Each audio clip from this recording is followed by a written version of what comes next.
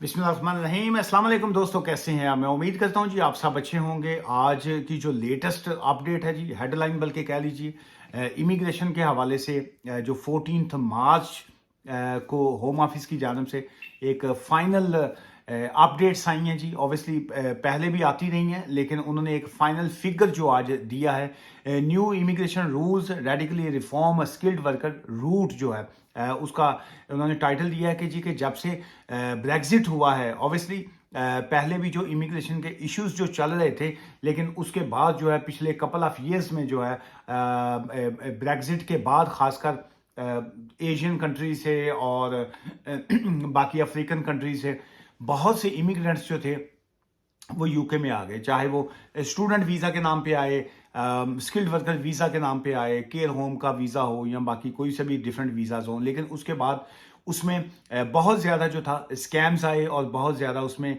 Fraud जो था वो बहुत ज़्यादा हुआ। ऑब्वियसली लोगों ने तो फेस किया ही किया कि जी के पैसे लग गए और उसके बाद जॉब्स जो थी वो भी नहीं थी, और इस किस्म के बेशुमार जो है इश्यूज आए, जिसकी वजह से होम ऑफिस को जो था बहुत ज़्यादा क्रिटिसिज्म का जो था सामना करना पड़ा। सो अल्टीमेट ये हुआ कि डिफरेंट वीज़ाज के ऊपर जो था डिपेंडेंट्स के हवाले से पाबंदियां लगी। सो उसका जो आज फाइनल एक फिगर आया है, मैं चाहूँगा कि मैं वो आज आपको सारा जो है अपडेट्स में आपको दूं। और आज की वीडियो शायद बहुत से लोगों के लिए इम्पोर्टेंट भी होगी। और एक रिक्वेस्ट मैं यही करता चलूँ कि बहुत से लोग जो हैं वो बाज़-औक़ात उनको नॉलेज नहीं होता, अवेयरनेस नहीं होती। सो आपका कुछ नहीं जाता अगर आप इस तरह की खासकर जो वीडियोस हैं वो आगे दोस्तों तक जो है वो शेयर कर दिया करें। ना भी दोस्तों तक शेयर करें, जो भी आपका सोशल प्लेटफॉर्म्स होते हैं वहाँ पे शेयर कर दिया करें, ताकि बहुत से लोगों की उसमें मदद हो जाती है।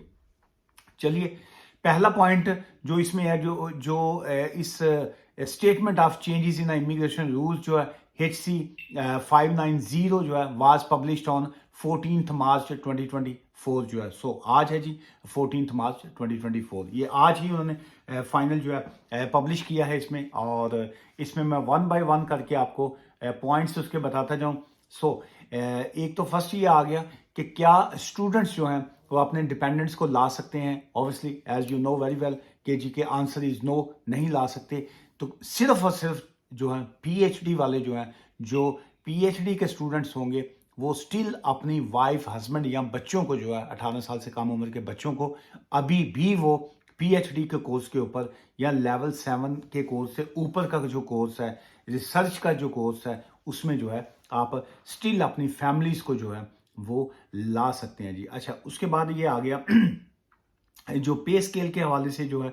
अच्छा, रिप्लेसमेंट, अगर हम शॉर्टेज ऑक्यूपेशन की अगर हम बात करते हैं, शॉर्टेज ऑक्यूपेशन जिसको एसओएल भी कहा जाता है, with a new immigration salary जो है including not having a 20% going rate discount for occupational on the list जो है, उसमें 20% का इजाफा नहीं किया गया जो शॉर्टेज ऑक्यूपेशन की लिस्ट में जो आते हैं, जैसे ये केयर होम्स हैं, जैसे इससे रिलेटेड जो हैं, जो एनएचएस के डिपार्टमेंट्स के अंदर जो आ जाते हैं, उसमें सैलरी का इजाफा नहीं है। उसमें सो फार आप उसी सैलरी के ऊपर या लेस थ्रेश होल्ड के ऊपर भी अपना वीज़ा जो है अप्लाई कर सकते हैं। लेकिन ये जो इस तरह के वीज़ाज हैं जो शॉर्टेज ऑक्यूपेशन में आते हैं, केयर होम्स में आते हैं, वहाँ पे आप अपने डिपेंडेंट्स को जो है वो नहीं ला सकते। अच्छा, उसके बाद सेकंड आ गया जी कि ये जो skilled worker visa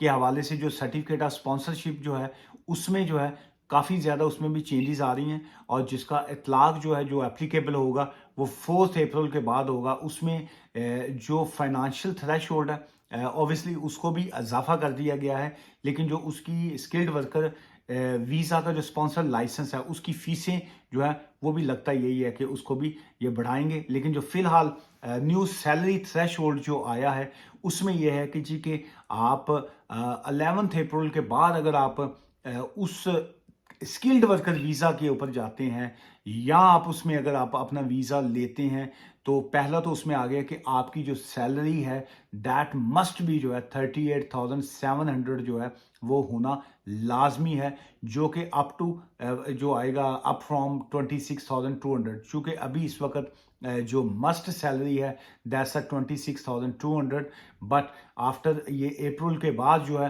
that must be 38,700 जो है वो होना लाजमी है। और अब इसमें अगर हम ये इसकी बात करते हैं PhD in a subject relevant to the job और the salary equal to exceed both जो है वो उसमें थोड़ा डिफरेंट चीज़ें आ जाती हैं, लेकिन लंबी बात हो जाएगी।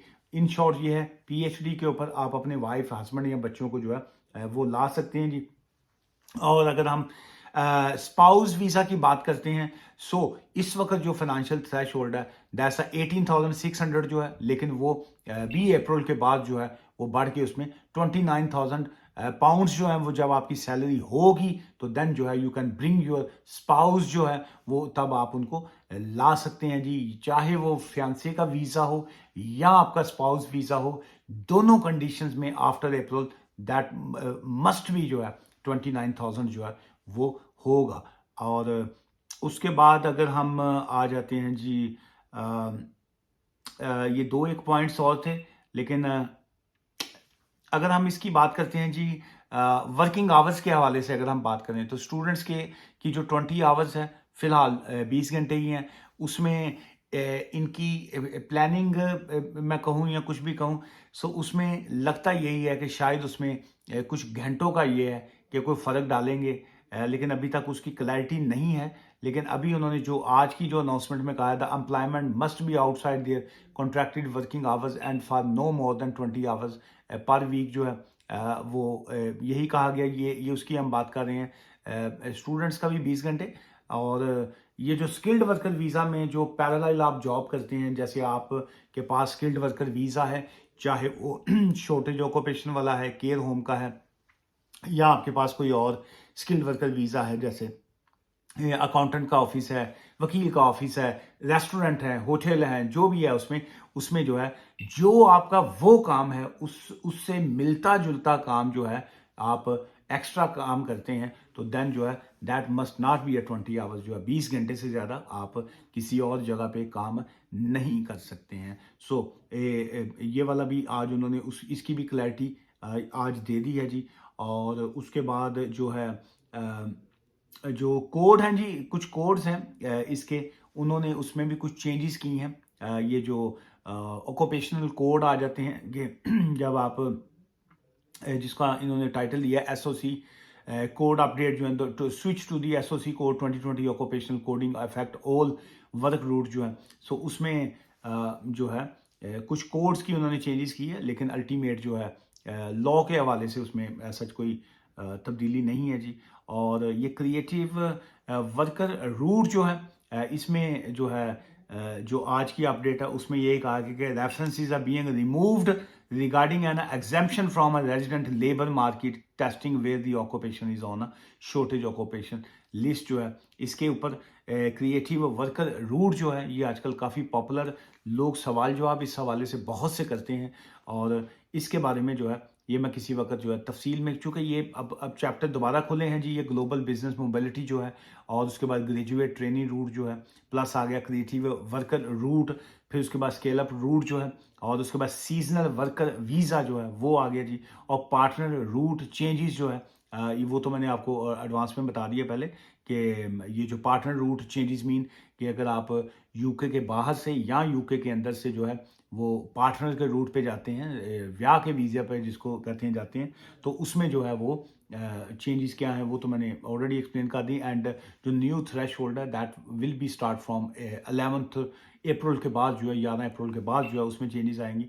अच्छा, फिर उसमें जो कुछ और चेंजेस आज के हवाले से आई हैं कि more restricted work permission for asylum seeker जो है, असाइलम सीकर्स के हवाले से जो है परमिशन टू वर्क और क्या उनको काम की इजाज़त देना है या नहीं देना, इसके बारे में भी कुछ अपडेट्स आई हैं। सो काफ़ी ज़्यादा आज जो है उन्होंने अपडेट्स तो नहीं मैं इसको कहूँगा, लेकिन उन्होंने फाइनल एक जो एक स्टेटमेंट जो है वो उन्होंने दी है। सो इसको वन बाय वन करके आगे कुछ दिन जो है वो इसका मैं रिप्लाई दूंगा जी आपको। और ये जितने रूट्स बताए हैं आपको, वीडियो देखते रहिएगा। और इंशाल्लाह जो है मैं गाहे बगाहे, मैं जैसे मेरी आदत है डेली एक मैं वीडियो लाजमी आपके साथ शेयर करता हूँ अपडेट के हवाले से।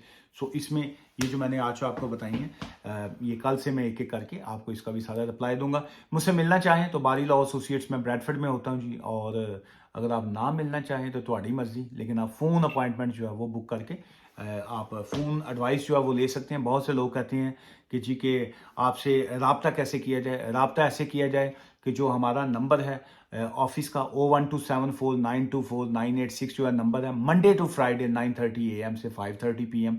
और आप वहाँ पे भी कॉल कर सकते हैं। कई बंदे कहते हैं जी तुसी फ़ोन नहीं चुकते। सो अगर हम फ़ोन नहीं चुकते तो उसके लिए तरीक़ाकार ये है कि जो हमारा टेक्स्ट वाला नंबर है, टेक्स्ट का नंबर है, लेकिन वहाँ पे अगर आप फ़ोन कॉल करेंगे तो कहाँ से चुकेंगे हम नहीं चुकते। फिर आपने उसके ऊपर जो है आपने सब मैसेज करना है जी। या आप व्हाट्सएप का मैसेज कर सकते हैं या टेक्स्ट मैसेज कर सकते हैं कि we need to book an appointment, कि जी हमें अपॉइंटमेंट बुक करना है। बस आप वो मैसेज लिखेंगे, हमारी टीम आपको रिप्लाई देगी, आप हमारी कंसल्टेशन फीस पे करेंगे, हम आपको टाइम देंगे और फिर हम उस टाइम के ऊपर हम कॉल बैक करेंगे जी। और फिर उसके बाद आगे ईमेल एड्रेस है जी info@barilawAssociates.com। कई मतलब हर वीडियो में बताता हूँ, लेकिन आप लोग जो है वो फिर भी पूछते हैं। सो पूछते रहिए, हम भी बताते रहेंगे। हम ना बाज आएंगे, मोहब्बत से हैं। सो हम भी ना बाज आएंगे बताने से और आप भी ना बाज आएंगे पूछने से। आज की इस वीडियो से मुझे इजाज़त दीजिएगा। और पिछले 2 4 5 दिन से काफ़ी खुश्क किस्म की, ड्राई किस्म की वीडियोस आ रही हैं। तो कल मैं कोशिश करूँगा कि अगर मौका मिला तो कल तो फ्राइडे है, कल की वीडियो तो नहीं, सैटरडे का मेरा प्लानिंग ये है कि मैं आपके साथ लाइव होऊंगा जी। नीचे मेंशन कीजिएगा, क्योंकि रमज़ान भी है, रोज़े भी हैं और कईयां ने इफ्तारी मंगनी होंदी है, कईयां ने घर पकानी होंदी है, बाद में तरावियाँ भी पढ़नी होती हैं, कईयां ने उत्थे जाके मसीते जुत्ती भी चुकनी होंदी। सो हर बंदा बिजी है जी। सो मुझे बताइएगा कि अगर मैं सैटरडे को लाइव होता हूँ आपके साथ तो आपकी कॉल्स लेने के लिए, तो सैटरडे को मुझे कौन से टाइम पे आपके साथ लाइव होना चाहिए। आज की इस वीडियो से इजाज़त दीजिए, दुआ में याद रखिएगा जी। Take care, bye for now.